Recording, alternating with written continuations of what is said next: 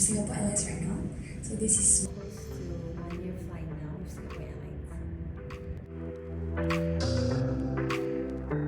So what did I learn from 𝒂𝒊?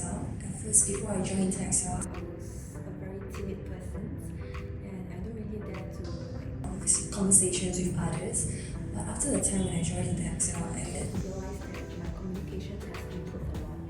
So this is one thing that I will recommend others to join 𝒂𝒊 so that you can interactions with more people while you're studying here, to make friends with others as well.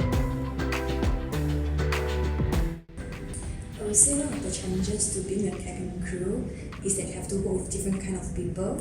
At first I feel like a bit not used to it, but as times go by, I feel like I became a little bit more adaptable and also confident in dealing with different kind of human relations.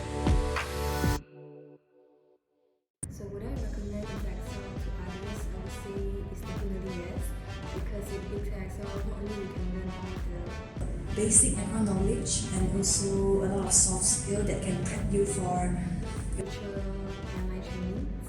Last but not least, I would say if there's any chance of interview, just don't afraid of trying so that you can have more experience to prep you for future maybe airline trainings or interview.